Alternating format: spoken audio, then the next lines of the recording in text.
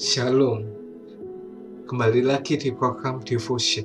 Kali ini kita akan merenungkan atau mempelajari tentang talenta yang terambil dari Matius 25 ayat 14-30. Setiap orang yang lahir pasti punya talenta.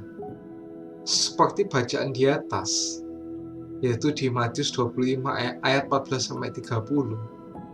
Ada yang diberi 5 talenta, 2 talenta, dan 1 talenta. Talenta setiap orang ada yang sama dan juga ada yang beda-beda. Setiap orang diberikan talenta menurut kesanggupannya masing-masing atau kemampuannya masing-masing. Tapi kenyataannya banyak orang Kristen justru mengembangkan talenta menurut keinginannya sendiri. Contohnya apa? Sudah tahu suara kurang bagus, fals, malah ingin jadi singer atau bahkan jadi worship leader. Padahal sebenarnya talentanya menjadi pendoa syafaat. Mengembangkan talenta seperti di atas adalah salah. Karena ada motivasi yang salah. Mungkin motivasinya itu ingin dilihat orang. Kalau jadi pendoa syafaat kan jarang muncul kan. Bahkan lebih banyak di dalam ruang doa.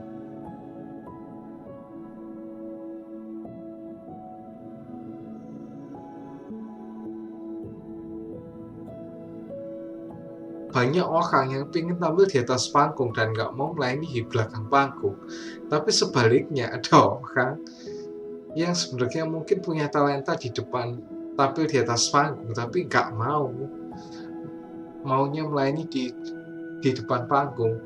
Tapi orang-orang kayak tadi itu kayak yang memaksa tampil di depan panggung, walaupun bukan talentanya itu supaya dilihat orang dan dapat pujian. Tapi kali ini kita belajar gimana sih respon untuk menjadi hamba yang berkenan di hati Tuhan. Cuma ada satu jawaban aja, kita loyal aja. Dalam loyal ada 3 hal yang harus kita lakukan. Yang pertama, harus ada roh penundukan diri, seperti yang dikatakan di Matius 25 ayat 16a. Banyak hamba Tuhan ketika menerima mandat dari pimpinan atau Tuhan, mereka menolak. Karena tugas yang diberikannya tidak menyenangkan, berat, dan tidak bisa membuat popularitasnya naik. Contoh, ditugaskan menjadi pendoa syafaat. Nggak semua orang mau kerjanya perang-perangan di alam roh dan juga tidak dikenal orang. Coba kalau di gereja kita, di semua gereja pasti lebih tahu worship leadernya, singernya itu siapa aja daripada yang pendoa syafaat.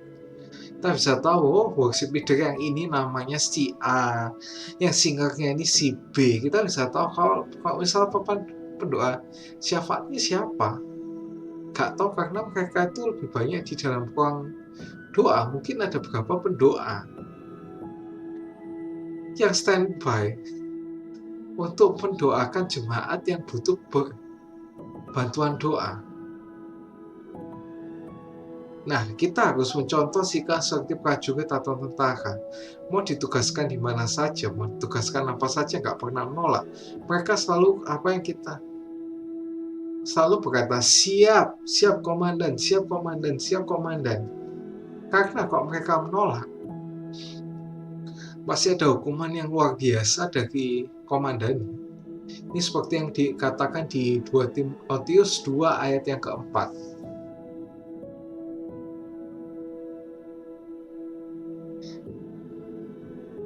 sikap dari hamba yang yang memiliki satu talenta ini tidak memiliki roh penundukan diri.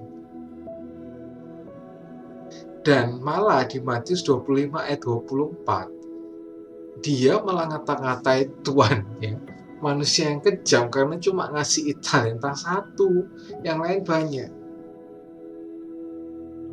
Ini disebut kurang ajar. Walaupun ya sebenarnya talenta di sini itu konteksnya adalah mata uang sebenarnya. Mata uang waktu zaman dulu. Tapi ini bisa dijadikan ilustrasi untuk talenta secara bakat. Terus loyal yang kedua apa? Yaitu taat. Di Matius 25 ayat 16b sampai 17. Seorang hamba Tuhan harus taat baik kepada Tuhan maupun kepada pemimpin yang ada di dunia ini. Seperti katakan di Kolose 3 ayat yang ke-22. Seorang hamba yang taat, ada atau gak ada pemimpin atau bosnya, tetap menjalankan dengan sungguh-sungguh. Dia ngerjain tugas-tugasnya dengan sukacita, tidak bersungut-sungut dan juga tidak terpaksa. Terus loyal yang ketiga apa? Yaitu harus bertanggung jawab. Seperti katakan di Matius 25 ayat yang ke-20 dan yang ke-22.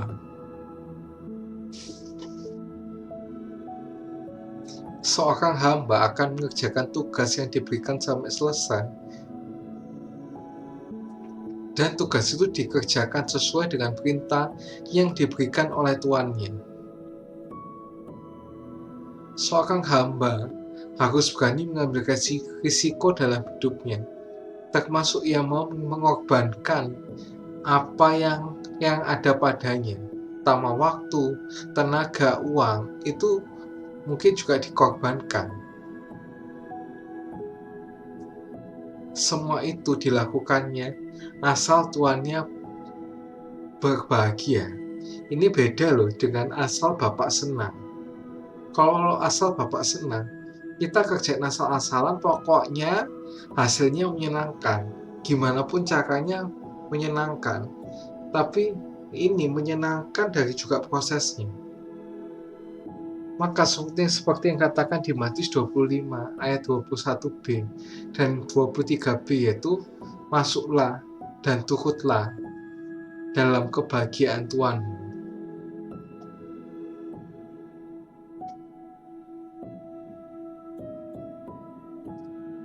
Apa sih yang diterima oleh hamba yang berkenan di hati Tuhannya? Yang pertama yaitu masuk dan ikut dalam kebahagiaan Tuhannya, seperti yang katakan di Matius 25 ayat 21b dan juga 23b. Ini artinya apa? Ini artinya kita mendapatkan upah. Upah setiap hamba semua sama, baik yang memiliki 5 atau 2 talenta. Ini artinya apa sih? Hamba yang lama dan hamba yang baru mendapatkan upah yang sama, seperti yang katakan di Matius 20 ayat 1 sampai 16. Dan juga hamba yang di atas panggung dan di belakang panggung mendapatkan upah yang sama. Maka itu jangan dibeda-bedakan. Pelayanan di depan, di atas panggung dan di belakang panggung, jangan dibeda-bedakan. Sesuaikan dengan talenta dan kemampuan kita juga. Seperti yang katakan di Matius 25 ayat 21 dan 23. Di sini referensinya di 1 Samuel 30 ayat 22 sampai 24. Lalu apalagi yang diterima oleh hamba yang berkenan di hati tuannya, yaitu diberi tanggung jawab dalam perkara yang lebih besar. Maka itu di kitab Lukas kan dikatakan, barang siapa setia dalam perkara kecil, maka ia akan diberikan perkara yang besar. Ini juga dikatakan di Matius 25 ayat 21a dan 23a.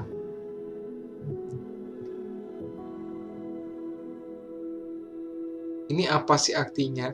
Yaitu artinya dipromosikan oleh Tuhan supaya kita menjadi lebih lagi, tapi harus sesuai dengan kehendak dan kemuliaan Tuhan loh ya.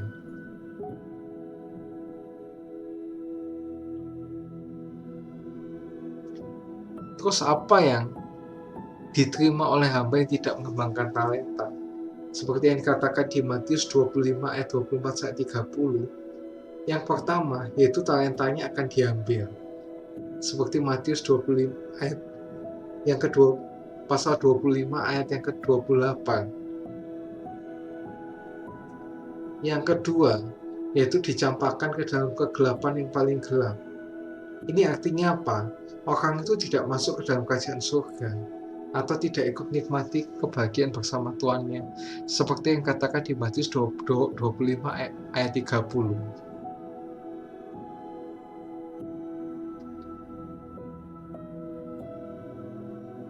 Berbahagialah bagi yang membaca dan merenungkan firman Tuhan dan bahkan melakukannya dalam kehidupan sehari-hari. Ia seperti orang yang membangun rumah di atas batu. Amin. Jangan lupa like, subscribe, dan share jika kalian terberkati dengan konten ini.